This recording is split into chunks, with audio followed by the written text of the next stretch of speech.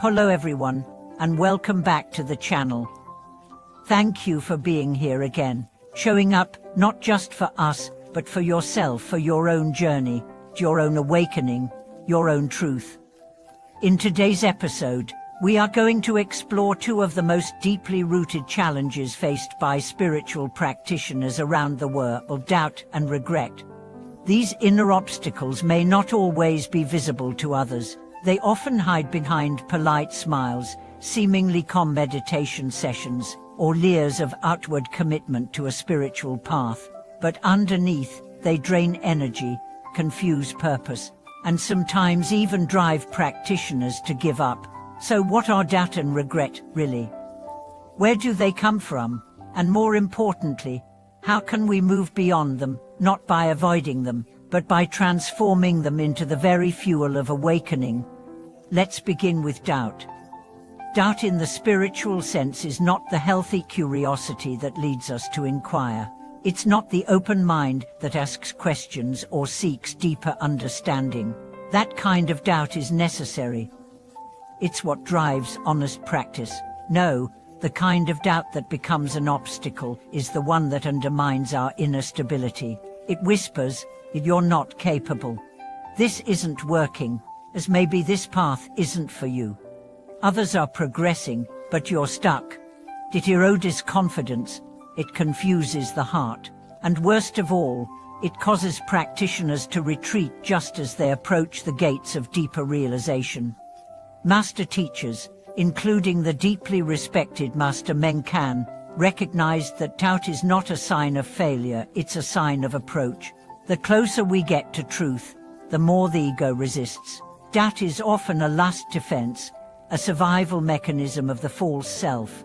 It knows that if you continue, you will dissolve the illusion of control, identity, and separation. And so it attacks, subtly and skillfully. But here's the turning point.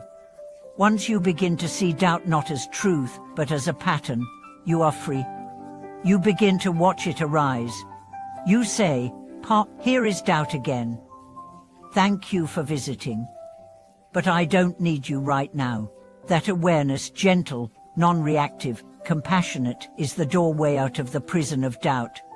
One way to support this shift is through faith. And by faith, we don't mean blind belief. We mean trust born from experience. When you reflect on your practice, not in terms of how far you've come, but in how sincerely you've shown up, you begin to feel a quiet trust. You begin to remember the times when the teachings held you through pain, when the meditation brought clarity, when the Sangha reminded you that you were not alone. These memories become stones of stability in the river of doubt. Another tool is repetition. Repetition creates grooves in the mind. Just as doubt arises through repetition of self-negating thoughts, confidence arises through the repetition of truth. Recite the precepts, chant the sutras, return to the breath, not because you're trying to escape doubt, but because you're training a deeper memory, a memory of your inherent clarity. And then, there is regret. Regret is the shadow of the past. It clings to our missteps, our ignorance, our failures. It says, if only, why didn't I should have known better.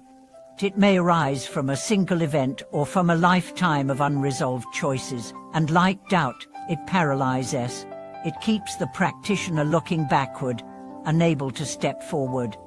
The great insight here is this: regret arises when we see the truth of our past from a clearer perspective. In that sense, it is a sign of growth. We only regret because we now see more clearly. The error we made then, we wouldn't make now. That's not a flaw, that's a sign of wisdom emerging. But regret turns poisonous when we use it to punish ourselves. When it becomes a loop of self-blame instead of a platform for transformation. The antidote is not denial, it's redemption. To take the energy of regret and channel it into vow, into aspiration, into compassion for others who may now be where you once were.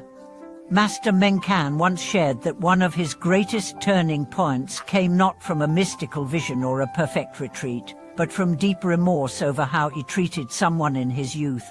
For years, the memory haunted him. But eventually, he sat with it, not to erase it, but to understand it. And from that understanding grew a vow to treat every being from that day forward with reverence.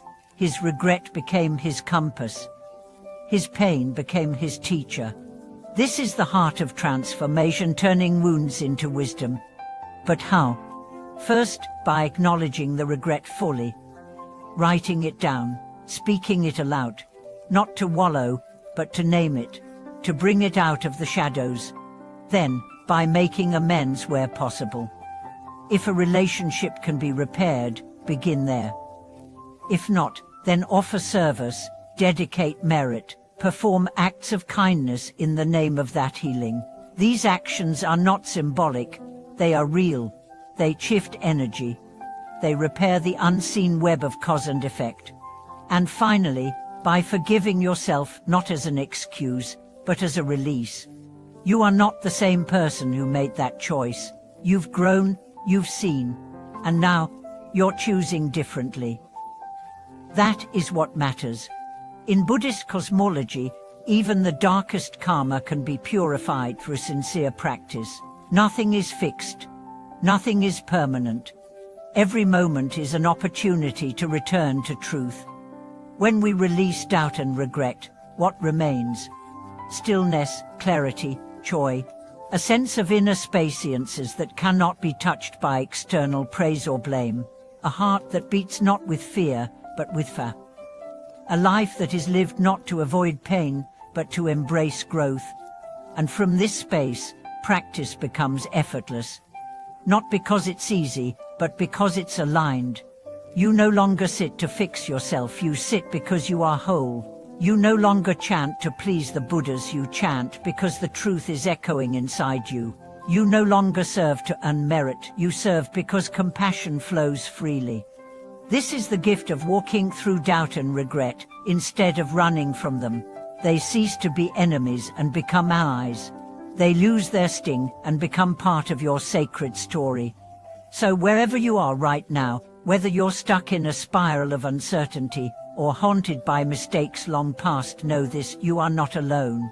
The path includes these experiences. The great masters faced them, and so do we. What matters is how we respond, how we rise, how we return. You can return now, in this breath, with this intention. Thank you for watching this video. If you've struggled with doubt or regret in your practice and would like to share your experience, your reflections are welcome in the comments. Your story could be the light someone else needs. Don't forget to like, subscribe, and continue walking with us through these deep, meaningful questions.